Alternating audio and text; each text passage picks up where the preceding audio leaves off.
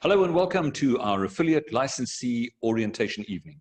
We do this twice a month where we actually invite a speaker to come along and talk to us about a subject that is close to our hearts, or maybe in this instance, something that most of us don't know much about. We've been focusing on occupational health simply because we talk about OSH, or occupational safety and health, or occupational health and safety. And occupational health, we believe, is sometimes the stepsister or the Cinderella of this entire discipline. Occupational health results in over 2 million deaths a year, and occupational safety, according to the World Health Organization and the International Labour Organization, only, if we can say only, results in 500,000 people. So occupational health, it's a critical area. We need to up our skills, our knowledge, our awareness, and we need to make sure that our systems are working so that people are obviously safe at work and healthy at work. Now, much of the focus has gone around the COVID issue, and that's an occupational health thing, and we focused a lot of our attention on that. Now, all the recordings of the previous events are online. You can access them via our YouTube channel, and I'll give you the address right at the end, how to find it. And you're more than welcome to go onto it and just listen to it. We've had a speaker speaking on asbestos. We had a speaker speaking on ergonomics. We've had speakers, we had a psychologist speaking to us about the effects of COVID and how it affected him and his family. In fact, that's a very worthwhile talk to go and listen to, because the poor man, the psychologist, he lost his wife to cancer, then he lost his mom, then he lost his dad just to disease, not to COVID. Then he remarried and his new wife got COVID.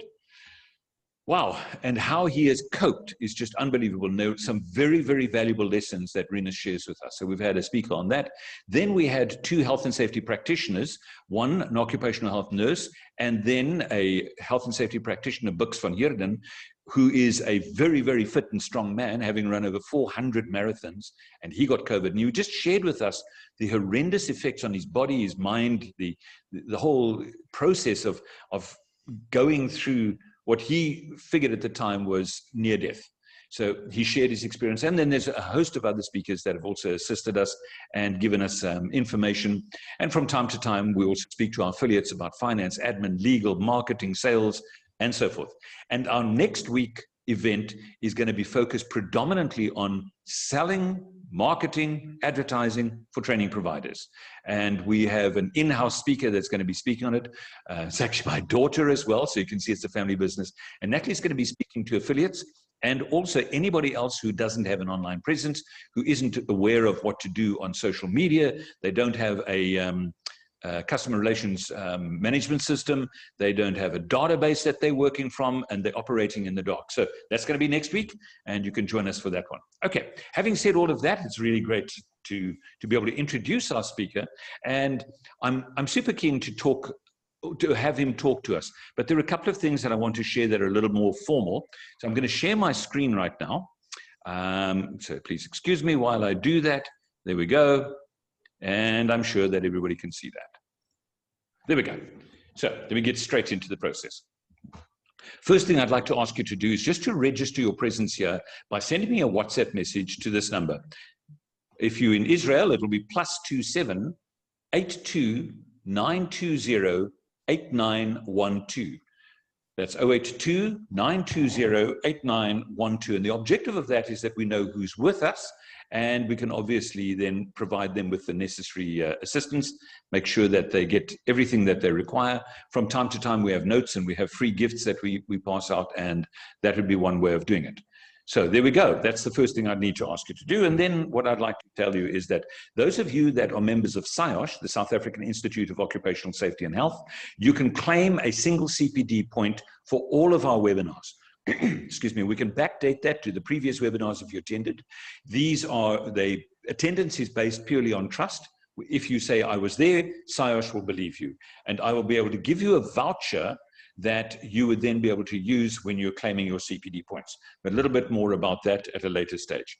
Okay, so a little bit about us in terms of the company that we run. INTRA is a South African-based company, and our primary focus, of course, is the development of health and safety training material. We have currently 3 different licensing systems. That's a basic licensing system. Then we have a prime licensing system, and we have one for corporates as well. And for those of you that are aware of it, we're running a Black Friday special at the moment, and the prime licensing system includes CETA accreditation. So there we go. A lot more information on our website, safetytrainingkits.com, and you can access us on Facebook, LinkedIn, and YouTube by searching for Safety Training Kits. Nice and simple. We're members of the Institute as corporate members. We're also SIOSH accredited. We are FP&M accredited, and our training material is SIOSH CPD accredited.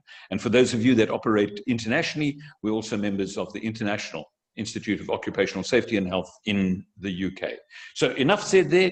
Let me go straight on to introduction of our speaker. So let me just escape from there. I think I can do that from here, so please excuse me. Okay, so back to our speaker. I trust that he's going to be able to share his screen as well. So at this stage, Francois, would you like to just see if you can share your screen, please? My presentation. Okay. Divan, if you can provide any assistance here, that'd be really good, just by way of talking it through for Francois.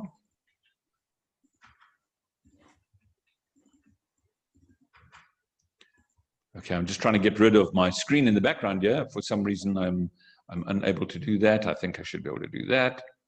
Yep, there we go. Yay. All right. So Francois, I'm going to introduce you very quickly, and I'm going to just run through it as quickly as possible so that we can get you into your presentation. The time is now 15:15, and you will have until 7 o'clock your time, 9 o'clock our time for your presentation. So let me give you a little bit of a background about our speaker. He's the Chief Executive Officer of the Belrix Group and Hazmat Director for Mabona Integrated Hazardous Waste Management Services. He's also a Director and Moderator at MEEF, which is Mabona Environmental Education Foundation, and the Chief Operating Officer of ECU, which is the Electricity Controlled Utilities Africa. He's the Chairman and Executive Director of Sonke Environmental and founder of Environment Watch South Africa. He has qualifications from Oxbridge Academy, particularly in ISO 14001, which is environmental management, OSASH 18001, occupational health and safety management, and is a qualified HIRA assessor and SIOSH member. Hazardous Waste Management Advisor to the Garden Route B Municipalities Waste Management Environmental Departments, including the Garden Route Municipality Environmental Department and various large industries, including Petro SA, Correctional Services, Nestle, MTO, and Air Liquide. He has a well-defined understanding and is an educator of the municipal bylaws and environmental legislation on applications for hazardous waste management and solutions at the workplace, specific on toxic manufacturing waste management, including hydrocarbon management solutions. So ladies and gentlemen, this evening it's my absolute pleasure to welcome to our affiliate webinar this evening, Mr. Francois Kriel. Over to you, Francois. Thank you very much, Ken, for the opportunity. First of all, good evening, everybody, those that I haven't greeted. It's an absolute wonderful opportunity to be part of your group and the opportunities that your group offer and your business offer, especially for the lack of various knowledge that is in the marketplace. I want to start off by just saying quickly, my chairman, Albert, is actually chairman of the group, and that's why I've asked him that he must make sure that I do my job properly. So, and I'm glad to see that he made the time for that. We all have a wonderful South Africa. We have many challenges, but we have an environment that we depend on and that we depend on. And we have a great constitution, and our constitution is clear about many things, as what we dearly appreciate. Every person that has the right to the environment that is not detrimental to the health and the well-being.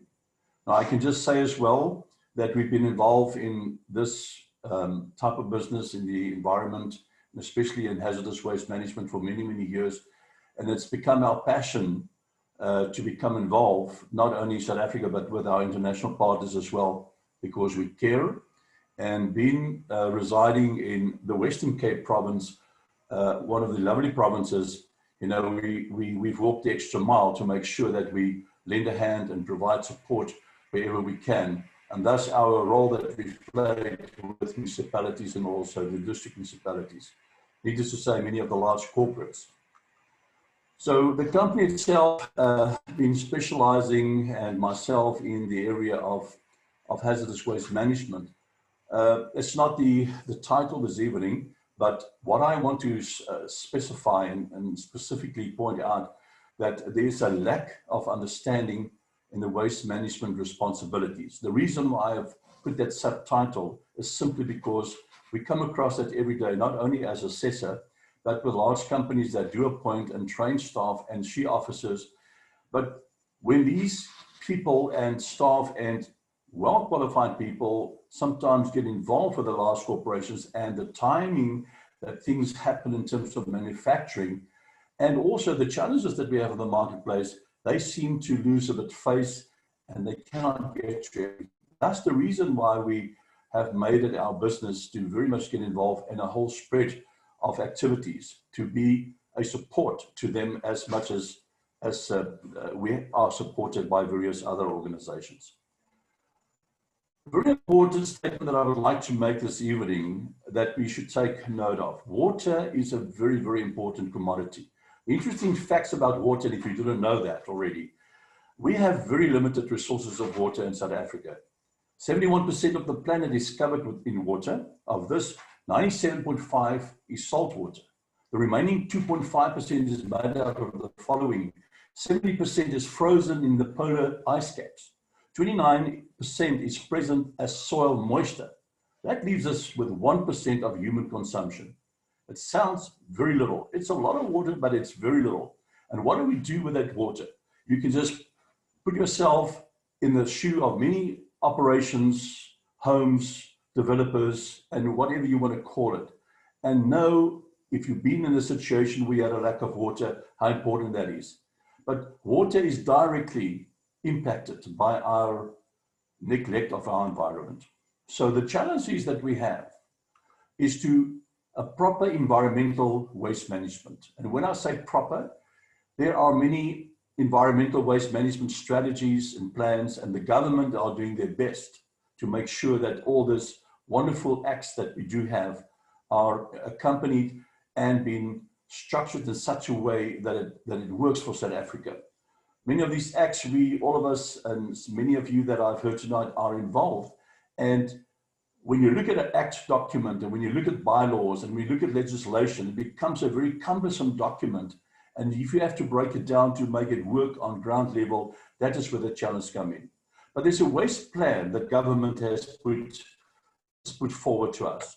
And that waste plan really, in capturing it, says the following: the information, implementation, and monitoring of the waste management plan development, guide and encourage the general public, industries, and different government departments to be up their integrated general hazardous waste management knowledge, safe practices, disposal methods, protecting our environment. And that's what it's all about, because when we protect our environment, Mother Earth, what we have been given by our Creator and God, we have a responsibility to look after that. So how do we do that? In short, 3 answers. There are 3 ways to deal with hazardous waste dangerous awareness and the challenges we face every day. Some of them we're not even aware of, but they are around us. And I'm going to specifically point out a lot of some issues that is happening around us, and to see why this is such a challenge. And some of them, as I said, you might not be aware of, but they're all around us. National Environment Waste Plan enforced daily by all the role players. Role players means from the household right up to the decision makers and in government. Continued local awareness, facilities and services supported by the district and local municipalities. Our local municipalities, as we all know, and district municipalities have great challenges when it comes to budgets. So therefore, they depend a lot on large corporates and experts to guide them, and thus the opportunity and the privilege to be part of them, to assist that we make sure that that the environment around us is properly managed and looked after. Regular audits and fines to combat illegal dumping of hazardous waste streams to protect our dump sites against extreme pollution. That is where a lot of this is happening, is at our current dumping facilities. Now, when we look at our daily life and when we go out in the morning and wherever we live, we see nature, we experience nature. But when last have you put your hands into soil and pick up a little plant and just feel the moist and understand how great nature is really? So Mother Earth versus humanity has become the challenge. And it's been like that for many years, but more and more so with the drive that we have these days in economic growth, making money, looking after so many developments, growing in development, some of them that humanity do not really even understand. It becomes a challenge that we all have to be part of managing every day. So what is hazardous waste material? Any material that when released poses an unreasonable threat to human life, the environment, and or property. Statistics are showing clearly that most pollution incidents are caused by human error, 88%, 10% by mechanical failure, and environmental factors, only 2%. I'm going to show you quite a few pictures of incidents and projects that we've worked on, and some of them very sad and others better, but it boils down to the point that waste management is absolutely one of those activities that has to be part and parcel of our everyday. The three most broken laws in our business, when some of you will most probably understand all the different acts, there's 8 of them that work together, is the Occupational Health and Safety Act, the National Road Traffic Act, and the Waste Management Act. I chose those 3 because simply those 3 acts are the acts that guides the day-to-day, immediate and process of managing what we do with hazardous waste from the moment it is manufactured or generated to where it's moving from point A to B or C, and then basically how to deal with that, handle that, using that, storing that, labeling that. So just a few liners from the Act, which is a very cumbersome Act, is that the OSH Act mostly refers to measures used and taken regarding the health and the safety of any person involved in the handling, using, storing, and labeling of hazardous substances. Many of our staff and many of company staff do not always even realize or understand, to the lack of training, as to what the hazardousness is of some of the materials that they're dealing with. The National Road Traffic Act, we only understand when we are stopped and getting a speeding fine or for some other infringement. But really, there is so much in the National Road Traffic Act when you transport this waste from A to B or to a disposal site. Who may transport that? What is your vehicle conditions? And what do you understand about transporting waste? And what will happen if something goes wrong? So regulations governing the transportation of dangerous goods and substances by road is very, very important. And so much so being neglected on a daily basis, which means that if there's an accident or an incident, it just all comes back to pollution of wherever this waste is either creating contamination and whatever goes with it. Pollution, the Waste Management Act and such as the pollution control measures to ensure and sustain fitness for the use of resources to prevent hazardous waste entering in the environmental illegally. Many of the activities that's happening in the waste management, especially in the hazardous waste management, some of them and many of them we find on a day-to-day basis, and some of the AIA persons that's involved would know that there's a whole record of illegal dumping and activities that's continuing. Not because we are a bad country, just because of the lack of information, the lack of responsibility, budgets that are not fully, and not all management understand that they have to make sure that their management, their staff, right down to whoever makes the tea or open the door or lock or guard the building, must understand if there's any form of hazardous waste in that property or being dealt with. Contamination is a reality. Now, this is only a few photos that we've taken, but it happens. We are often of a vessel offshore that has leaked oil, and we that are at home and do not have specific and direct contact with oil or hydrocarbon waste do not understand the severity when these hydrocarbon waste lands in our rivers, rivers that feed many other places, river that feeds drinking water, river that feeds manufacturing plants, etc., etc. So, and over and above that, building trade, where contractors or organizations do not have take the responsibility to have this properly disposed, follow the guidelines, the bylaws, and then just dumped in areas, not caring about it once the vehicle is driving away. So much so for e-waste and all the other waste that goes with that. So contamination adds every bit of contamination by square centimeter in our country, anywhere in the world, adds to serious hazardous management. Lack of proper management, as I just referred to. I've taken a few photos from many that we have where we were called in by municipality to go and do inspections or assessments that now follows legal activities from there. But industries just go their way polluting our air and water and soil. Not because they don't care, but because many times they don't understand or they don't realize that even every activity that you approach by manufacturing or selling or caring or distribution, there is a part of hazardous waste management that goes hand in hand with that. And they have to make the efforts to understand what it's really about.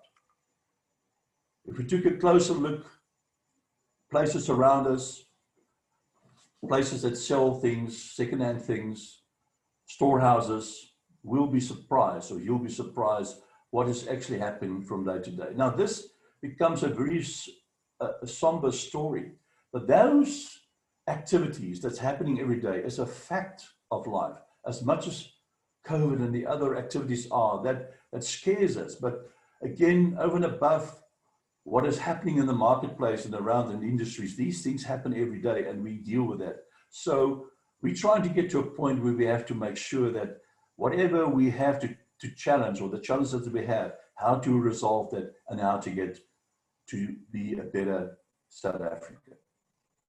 Electrical contractors provide maintenance services to public and industries every day.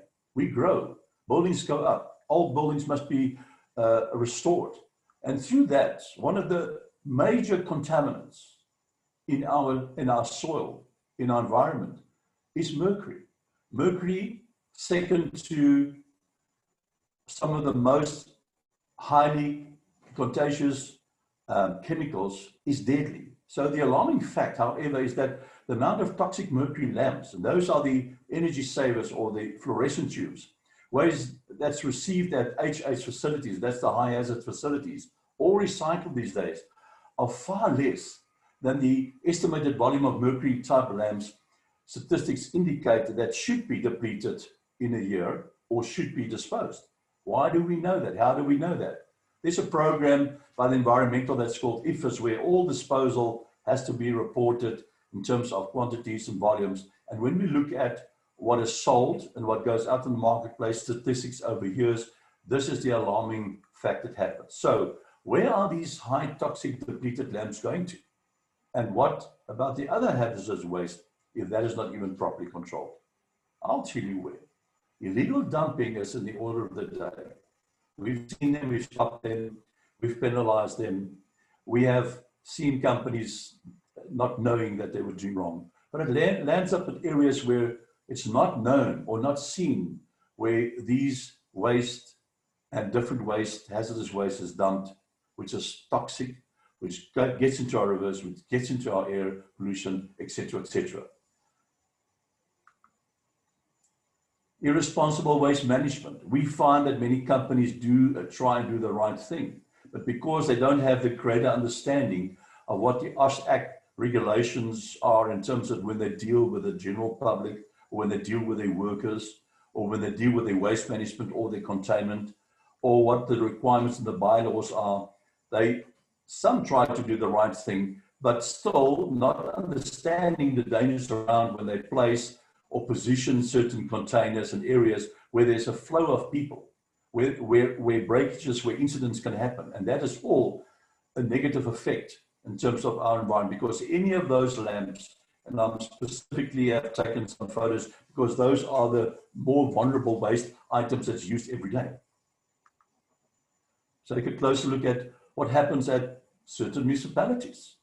Now, we're not going to do name dropping, but the problem is because of the lack of implementing the correct guidelines, which we have to enforce, we are actually affecting or placing staff and other members into danger.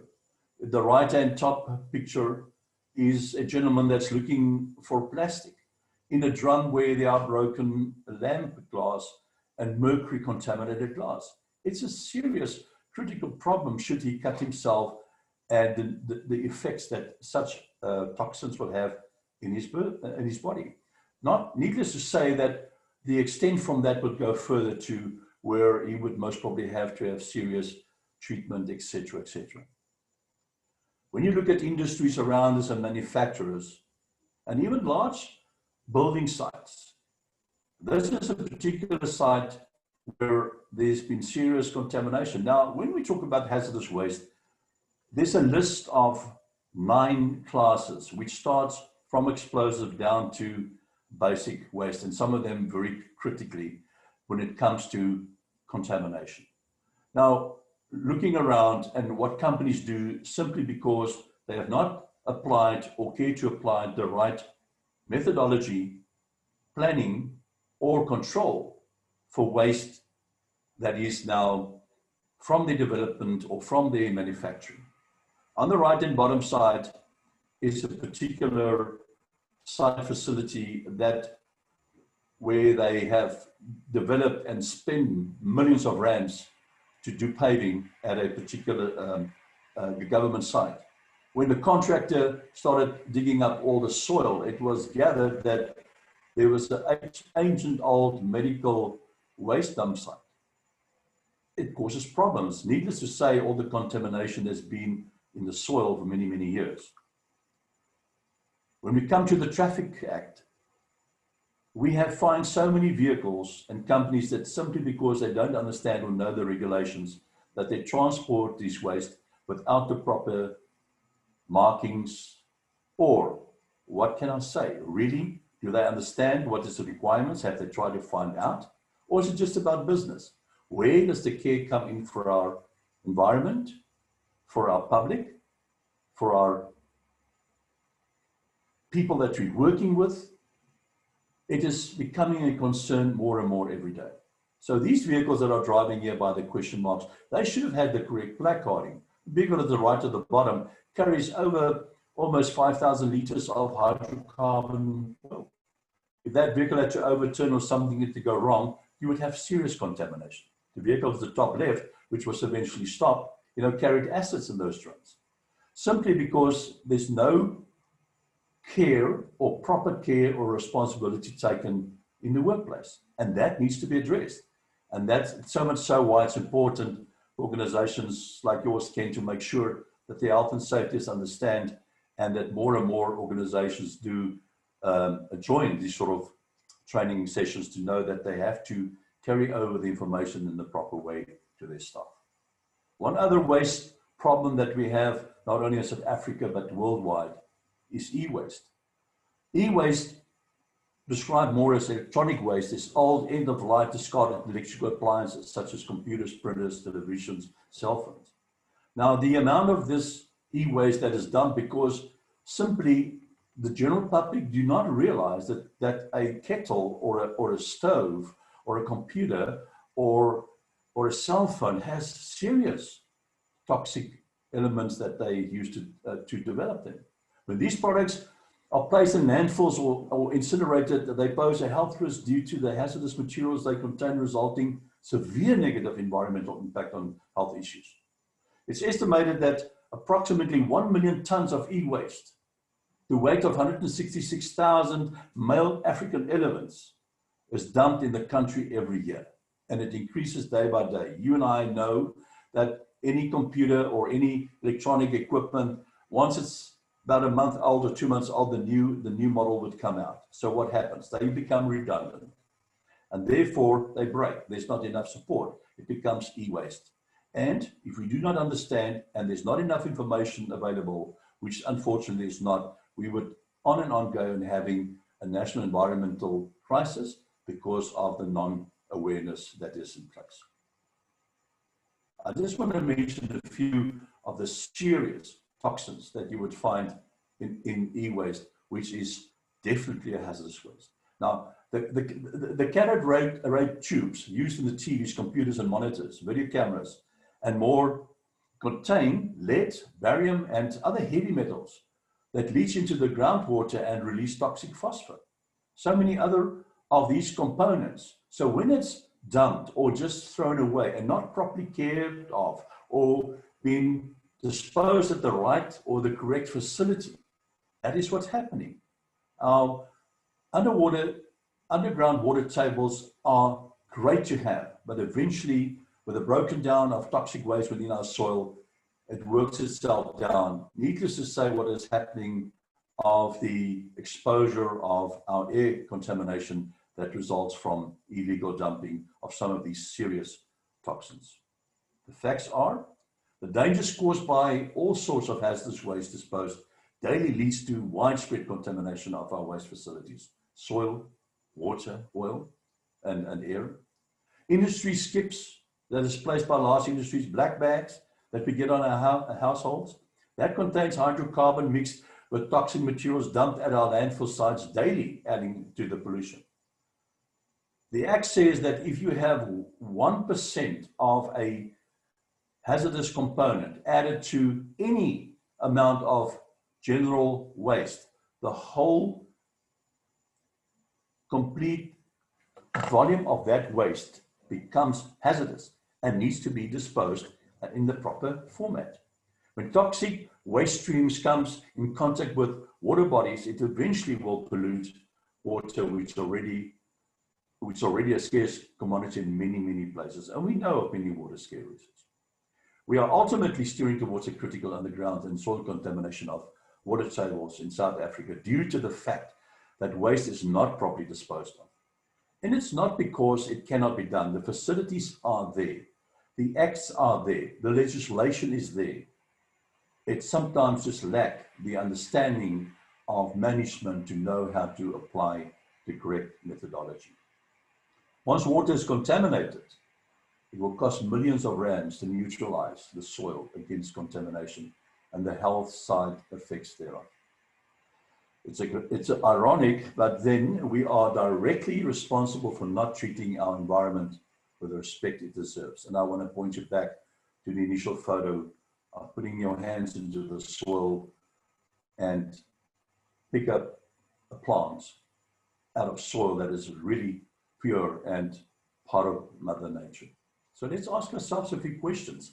Do we know the effect hazardous waste have? Why is the Waste Act written? Excuse me. For who and are we doing what we are doing? How long should we do it for? Can we achieve what we plan to do? What do we expect from what we do? What do we expect? What do we expect results? When do we expect results? What does it mean to my health and safety? What does it mean to your family? What value can you add? And the reason why I ask these questions, because it really starts by ourselves. Some of us are in management and some of us work for management. And we must make sure that if these applications of waste management is not dealt properly and information is widely available on the internet, we have to make sure that they understand the responsibilities they have as well. Just in short, some of the important facts of the Waste Act. All hazardous waste streams is identified within the international class category and UN number, which specify the requirements for packaging, storage, transportation, treatment, and disposal methods by the disposal company at the applicable disposal facility. And there are various of them that are developed at massive cost to make sure that there's a place for these contaminant products to be disposed correctly.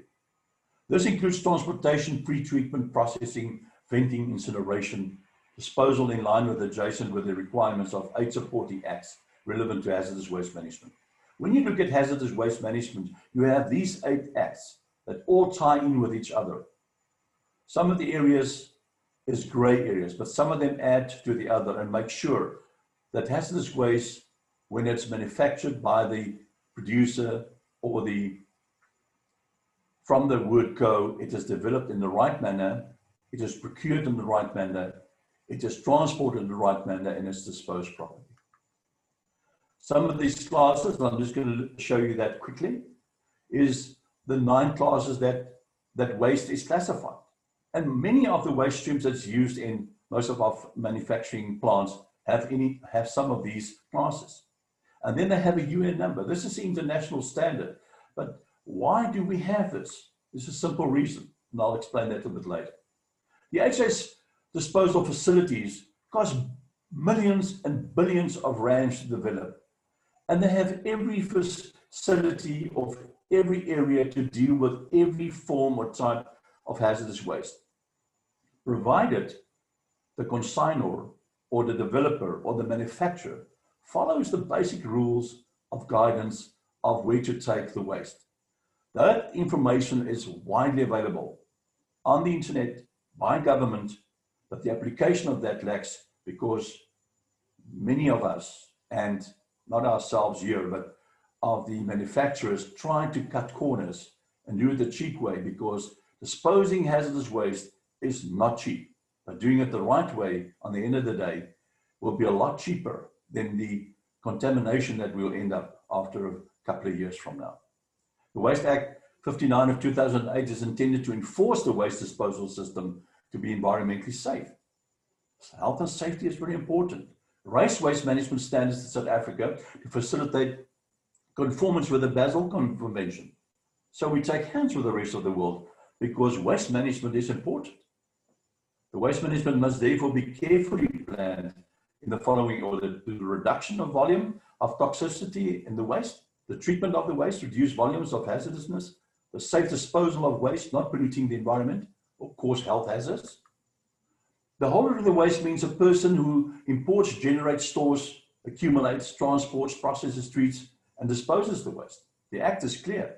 Holders of the waste must, within the holder's power, take all responsible measures to dispose the waste in a responsible manner, not endanger the health, environment, cause nuisance, noise, odor, or visual impact, prevent any employee or a person under the supervision from contributing this act, prevent the waste used for unauthorized purposes. The user or generator of a waste causing pollution is liable for the costs involved in disposing, cleaning, and rehabilitation. If they are caught, the penalties are severe. The problem is that we do not, unfortunately, have the budgets and the manpower to stand behind everybody or those that do not take care of the responsibilities that they have.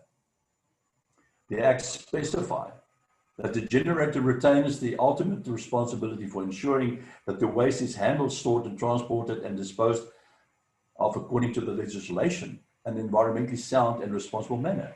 As much as you need to put on your safety belt when you get into your vehicle, as much as you're not allowed to speak on your mobile phone when you drive, and you will be fined. These are all rules and regulations that has to be applied. So what does this mean? In accordance with the principle from cradle to grave, that's what's happening with hazardous waste management. Responsibility is placed on the generator for the safe management of their waste, because they understand their waste, they know their waste, they know the manufacturing processes. All the information is available. That's why the Department of Environment has generated a system that monitors the integrated pollutant waste information of all hazardous waste that is disposed. There's a large, massive influence and real paper trail that starts from the cradle to the grave and can be monitored and checked and should be kept on record. The polluter pays principle does not only apply to the manufacturer, but also to us in our houses. We bring hazardous waste in our houses. How do we deal with that? Do we make sure that we apply it correctly? But let's go back to the larger content of the polluters. They are liable for the cost, Most contractors currently removing hazardous waste do not issue the required waste removal certificate, which is a dangerous goods declaration, or a manifest, or use the correct PPE. Their staff is involved. Dangers around it. Driver permit, PRDP. You have to be trained for that. You must understand what it means to drive, to load, to offload, to pack hazardous waste on your vehicle. And what happens if you move from point A to B? We see these incidents happen from time to time, and where massive damage is done because of incorrect ways that this is handled. And all these regulations are in the Act, and it's available. A DGG and the disposal manifest is mandatory regulation in accordance with the National Road Traffic and NEMA, and must be applied by all service providers and contractors. But we find that shortcuts are taken, and unfortunately so, our environment is taking the impact of this. The Act specifies that the waste generator retains the ultimate responsibility, ensuring, and I'm highlighting that the waste is handled, stored, and transported and disposed according to the legislation, as much as you have to ensure that you put on your safety belt when you get into your vehicle. And an environmentally sound and responsible manner and accredited facility, not at the riverside where nobody sees you, or at the dumping facility where nobody sees you and just think that it is just general waste that you're dumping. So we have to make sure that we apply the regulations of the Act and whoever we deal with. And when we train these people and we train the SHE officers and health and safety, that they understand also the responsibility of applying the other part of the responsibility in terms of our environmental. Signage, regulations, PPE is very important. You have to have the right signage on your vehicles. Telephone numbers that's on those placards are not just there to make contact with a company. There's a specific guideline in terms of how to manage that. The fire brigade gets involved. The substance gets involved. And with all the different waste classes that you transport, you have to identify that. Needless to say that many smaller companies with smaller contractors simply don't care. And the reason is because the management do not understand or know of this, and thus more and more the reason that they need to be informed or educated. When you transport hazardous waste, you must have a track card. A track card is like almost a birth certificate or a DNA. It tells you exactly what the substance is, how to deal with it when you have an incident. It gives you all the details. When you're on an accident, the fire brigade must look for this information. It has to be at a specific place in the vehicle. That's all part of regulation, so that they know how to either contain, treat, or deal with the waste if there's an incident and waste spillage is on the road. Do we do that? Waste that is just loaded on a vehicle cannot just be loaded. Some waste streams cannot be loaded together within a meter from each other. If the company do not understand that, or they have not trained the people, we will have a hazardous waste catastrophe, and that happens on a daily basis. So we have to ask ourselves, are you and your company complying with the acts, committed to protect, care, and fight illegal hazardous waste management actions and behaviors at your workplace or area, or contractors used to improve waste handling standards as your contributor, ensuring that the correct safe handling and disposal of hazardous waste methodology is implemented, protecting our environment? We must spread this message. We have some obligation as trainers in health and safety to do this.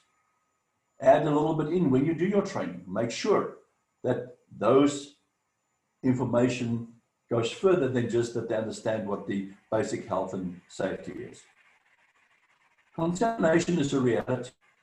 We have many of these photos that we've taken showing where on a daily basis, large and small operators simply do not care.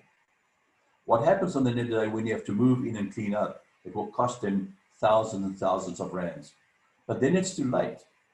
Not only for the fact that they will pay for the damage or the rehabilitation, but Mother Earth and the environment has already been contaminated. If we take a closer look, there are ways and means to deal with this. On the top right, you'll see how some companies deal with their hazardous waste in drums, not marked. Nobody knows what's in there. These skips that they place at companies, anything is thrown in there. So the contractor will move this away and dump it as general waste. But indeed, it's not general waste anymore. Hazardous waste, hydrocarbon waste, which is a major, major contaminant, is part of our daily lives. I'm not going to go into much detail of the hydrocarbon, but hydrocarbon, which means old oils, grease and brake fluid, and even your steering fluids and that are serious contaminants for soil. Just to point out one or two small statistics, 1 liter of used oil can contaminate up to 1 million liters of fresh water. Why? Because carbon, once oil is gone through a motor, the carbon that it builds up in there is not only very dangerous for inhalation, but it has a serious contaminant that cannot be broken down. It has to be disposed in the correct way. Typical hazardous waste services, which we offer our company, and I just want to add on there that when you deal with hazardous waste, you have to make sure that you wear the right PPE. You have to make sure that the area is protected, that your vehicles are clearly marked, and that your staff and your contractor understands what their responsibility are. Because if not, then you have problems. And one of the areas that is so important is the accredited health and safety training. That is a must for any company that's a manufacturer. And they must understand the consequences of the violation of the acts, but not over much so their responsibility in managing their hazardous waste in the correct manner. So when you manage your waste, and when you guide companies, and when you inform them, there's a right way to do it, and a correct way to do it. And they all should do it that way. The sad story is that a large percentage of them do not. And unfortunately, they are delivering us out to serious ongoing contamination. As much as we have COVID these days and know that if you don't wear your mask and all the things that can happen around there, so much does hazardous waste also has a way to manage and protect and to guide and to take this matter further to make sure we don't contaminate our soil, our earth, our environment. There's a saying that a very clever man said at one stage, and I think it's so true. We don't inherit the earth from our parents. We borrow it from our children. And that's each and everyone's responsibility. And thank you for the opportunity to have shared this with you all. What I've done, I've taken a snapshot of real activities that's happening on a day-to-day basis in business, which there are many more often. Many of you most probably have much to add. But the challenge that we have is to make sure that people in our home, our children, our workplace, our management, whoever we get involved with, let's make a point of that and make sure that we talk about our environment as well.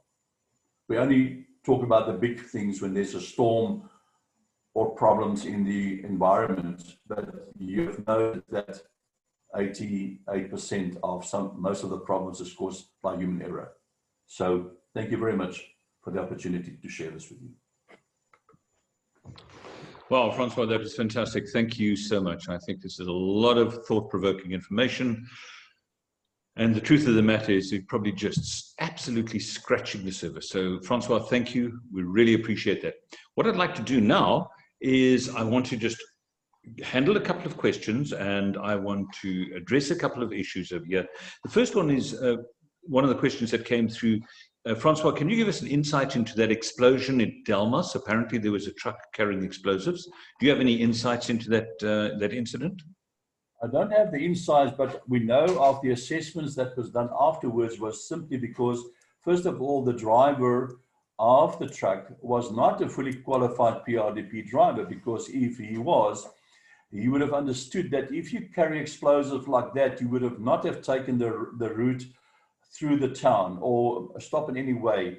The Traffic Act is very clear on that, that if you carry any explosive material, you have to inform, first of all, the fire brigade of every town before you even enter that town.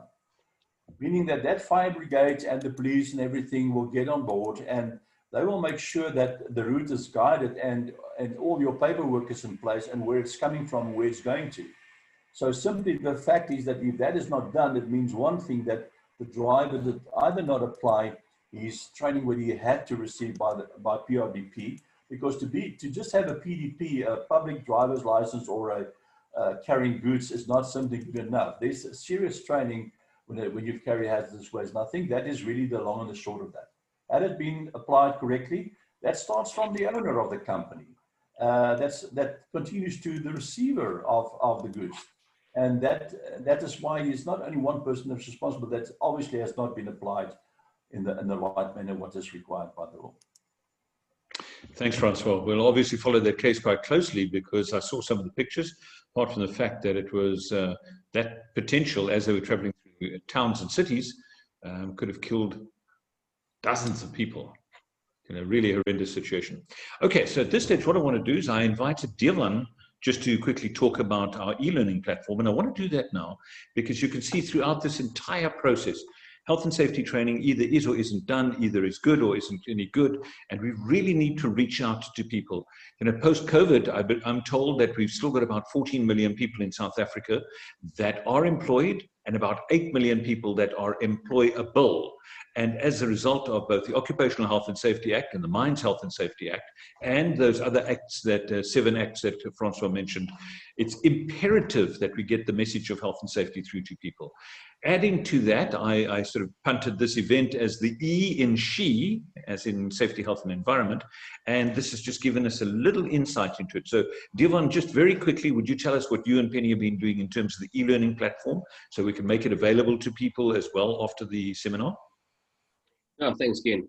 I think what we did is we created an e-learning platform using INTRA training materials. So we started off with the initial 12 courses that has been put online for the guys to join. The ease of this is, if you are a training provider and you have numerous candidates all over South Africa, you don't have to travel. You can use this platform to sell and market the training. So it basically involves a person registering as a user. You'll get a username and password, and you will register per course. So there'll be a fee per course. I know Ken and them are running a Black Friday special throughout the whole of November, where it's basically, I think it's almost half the price off. You fill in the booking form, you send it through to Penny, and we load you onto the system, and you can basically do this e-learning platform. We'll give you a 30-day access period, which you have then the ability to do the training on your own time. And then also you'll write a little test at the end to show that you are conversant with the material that you've studied. And you'll have a certificate of attendance once you have passed the test. The pass rate required is 75%. So the amazing thing about this, you can punt this as far and wide. You don't have to physically sit in a classroom and present the training. You can do it on any smart device, laptop, cell phone, tablet. Obviously, the bigger the screen, the easier it is to do this kind of training. But it's literally, you can do it wherever you have internet access. It's amazing. We've gone far and wide to try and see what other possibilities there are, and we haven't found anything remotely as convenient as this has been for us at this stage. Fantastic, Devon. Thank you, and to Penny and yourself, you guys have done an amazing job over there. One of the things that we have been doing as well is, of course, that we've been expanding our range of training material. And next year, Francois and I have just been talking a little earlier today, we'd like to develop a training program specifically around environmental awareness and all the things that can happen within a workplace. So, Francois, I've got a question for you over here from, I believe it's Sabelo. Sabelo says, what role do you see for ordinary people in community-based organizations in raising awareness and holding defaulters to account? Francois? I think it's become very evident in South Africa every one of us live in a town, and so much so when we have the politicians get involved, you have to find who is the person in your municipality that's responsible for environmental matters. And from there, you need to address or write a letter to the mayor, because they all are very much aware, and they have checks and balances all the time that they have to abide to. So I would really say, find out from your municipality who is the person responsible, because once you do that, they have community upliftment and training programs as well. We have in our area and in the Garden Route municipality, together with the Western Cape Department of Education, has asked us to do a training program that starts at preschool, just basically on hazardous waste. What is hazardous waste, you know, and how to deal with that. But there's so much more that needs to be done on a lower educational level. And there are organizations that will get involved, but you have to start with the responsible people at your municipality. I know that's a massive statement, because budgets are a problem, but there is definitely people in there that has the mandate that needs to do that, and some form of environmental education needs to be carried out to the communities and around them. I don't know if that answers your question. Thank you, Francois. I appreciate that. Thank you for the answer there. Now, I noticed that we pushed up to 40 people that are participating. And at this stage, I just want to remind you, please, if you happen to be a member of SIOSH, the South African Institute of Occupational Safety and Health, you can get CPD points, in this instance, 1 point, but you can get CPD points for every single webinar that we host. We're corporate members, we host it, we have authority to issue a voucher. That voucher you can request by WhatsApping me and just saying, member of SIOSH, please send me the voucher. I then send that to you. You then go online, and we've got a little tutorial how it works on the SIOSH website, and you can claim your CPD points. So please, my number is 082 920. Devon, won't you just write it in the bottom there in the chat box? 082 920 8912. Thanks, Stefan. Appreciate that. 082 920 8912. Send me a WhatsApp and just tell me that A, that you're here, and then B, that you want the voucher. So I think that that's an important bit of business. And then, obviously, you may or may not want to contact Francois directly, but if you do want to contact him directly, you can WhatsApp me your details and just say, please pass my details, your details, on to Francois. And Francois, with your permission, that I then share that with you and then with you with them. If that's okay with you, Francois. Otherwise, everybody can just send me their number and I'll just send it to Francois, and one of his team will be able to respond to that. Is that okay with you, Francois? Absolutely, absolutely, no problem. Fantastic. Then, of course, at the same time, you may want to host an internal webinar within your own organization for your own management. You can, I'm sure, contact me once again, and we'll see if Francois is available to speak at your management events. Francois, I think this was a very, very interesting and relevant topic, and clearly from the numbers over here, we've got a number of interested parties over here. There was a young man by the name of Sean Wallace who asked a question earlier on. Sean, you want to just unmute yourself? Not sure where you are, and then you can ask Francois the question. Where's Sean? I'm looking for Sean. Not sure. Okay, let me just go back there. Ken? Yes, sir. I see there's a question from Sean. He says he's got no mic. The question is, who is the law agency that controls these issues? Thank you. Thanks, Stefan. Who is the law agency that controls these issues? Are you talking about the if there's a violation in hazardous waste? I would assume so. Sorry, Sean, if you can just elaborate a little bit. Are you talking about the environmental infringements within the municipal area? I would think that continues from your first answer that you gave, Francois? Maybe I should answer it in this way. Yes, well, you said yes. That is pretty much it. Yeah. We all know about the Green Scorpions, which the organization that is appointed by Department of Environmental that was get involved in this serious violation. Over and above that, every company or manufacturer do have to abide to legislation and permits, etc., etc. So if any company violates by either illegally dumping hazardous waste, you can report that company, first of all, to the health department of your municipality. They will then open up a docket which will be sent to the district municipality department environmental. They would contact that organization and inquire, and then they would most of the time do a request the permits, etc., etc. And if there was a specific violation, we always suggest that photos are taken and times and dates are taken, because that will, as in any case, give you the information that would require should a investigation start.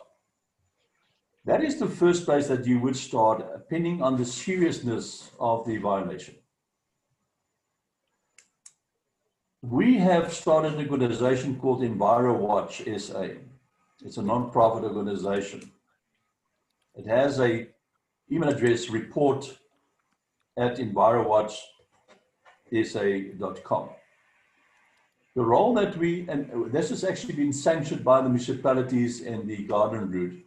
The role that we play as understanding the violations of the Waste Management Act and Environmental Act and the others that's related to that is if any public member do not get joy with the municipality, which you will most probably sometimes not find joy simply because not everybody at the municipality understands the regulations that's most probably broken, because the law is, except if it's for their bylaw. You can send your email to Environment Watch. We will then, with the information, follow it up and get the information and then get in contact with the right person at the municipality. And if we do not have joy there, to the district, and if we do not have joy there, straight to the province. Now, unfortunately, we only have this service in the Western Cape, but we know of other organizations that do similarly in the Gauteng area and the KwaZulu-Natal area. How effective they are, I don't know, but when it comes to the Western Cape, yes, we have our ear on the ground. Fantastic, Francois. Thank you so much. I really appreciate that. Gosh, suddenly realized the time is marching on. We're almost at 1 hour in terms of the recording. So those of you that are either watching the video after the recording, I'd like you to just go to the bottom here and hit the subscribe button. And the reason I want you to do that is so that we can notify you of further videos and or recordings and or webinars that we're hosting. Then you'll see there's a little bell, and if you hit the bell, it will automatically tell you that there's a new video that has been uploaded. So subscribe if you don't mind, and then also hit the notification bell. Then for those of you that have not registered yet, I see there are a couple of names on the screen, and I don't see anything coming up on my screen here, and you would like to receive more information about our future events, and also those of you that are SIGNAGE members and would like to claim your CPD points and get your 1 point for this one, and then of course those of you that watch the other videos, you can backdate them, and we can do that. No problem at all. Please just send me a WhatsApp message to 082-920-8912, 082-920-8912. And then we have a new affiliate, Robbie Blake. Welcome. It's going to be really great working with you and having you on board. I know that you and Penny have been talking, like we say, long stories. And so it's going to be fantastic. And we've also got Manny, who will be joining us as well shortly, which is fantastic. So to everybody that's joining us as affiliates, welcome. And then those of you that can see my lookalike, just a younger version, my son Nathan. Nathan is taking over a certain amount of the follow-up, the customer relations follow-up. because he's in Mauritius as well, and he's here for a 6-month sojourn. Looking forward to working very closely with you, Nathan, and all the stimulating stuff. He's just arrived and reprogrammed our TV set and going to get my phone to talk to the TV set and my phone to talk to WhatsApp without me touching it and doing that type of stuff. So here we are, we're in for a ride, and it's going to be lots of fun. So Boyke, welcome. It's nice to have you with us.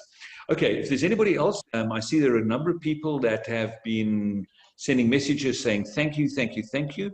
Well, I want to say thank you to you. I really appreciate the fact that you've come on. We've had a really record number of people now, and we had up to 44 people, Francois, that have come on. Some have lost signal and disappeared. And then, of course, we had a number of people that sent their apologies early on, and they couldn't make it for whatever reason. So I want to say thank you so much. I'd like to invite you to go to our website. It's very easy to remember. It is safetytrainingkits.com. safetytrainingkits.com. You can go on, you can subscribe, you can look at what we're doing. You can look at our Black Friday special for the affiliate program. Tons of information over there. We're creating a page, an information page there where you can actually contact our affiliates.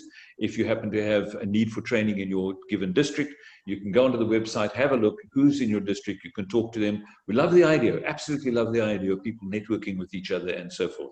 And then lastly, Francois, Ilse was going to be doing the talk for us, but I know that your right-hand lady was not able to do the talk. Please convey our sincere appreciations to Ilse, and we say thank you so much for participating in this program. I see the messages coming through, so let me just quickly run through a couple of the messages, and then we're going to call it a day, or at least a night. So let's see. Martin Bester says, thank you, Francois, for a very relevant and important presentation. Sofiso says, thank you for the presentation, Francois. Sofiso also says, where do you get a track card? Well, we can deal with that later. Tebo says, thanks so much, Francois. Suellen says, I started with 2 of the IntraSafe online courses today. Really enjoying them. Yay. Thank you, Suellen. That's fantastic.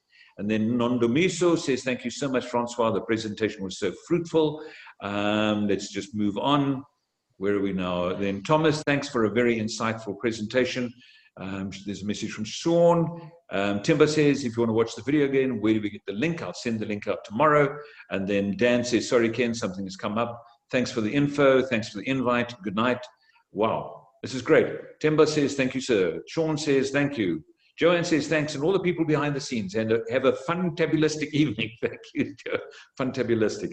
Innocent says, thank you, Ken, for the invite and superb webinar. Nikki says, from Safety Now says, thank you, Francois. Albert says, great session, highly effective and educational. Thank you so much to everybody that participated. Vierians, Francois, thank you so much. It's been great. We'll send the URL, the YouTube URL, out to everybody within the next 24 hours. You'll get it. And to my right-hand man, Devan, thank you for your technical assistance. Devan has been absolutely brilliant.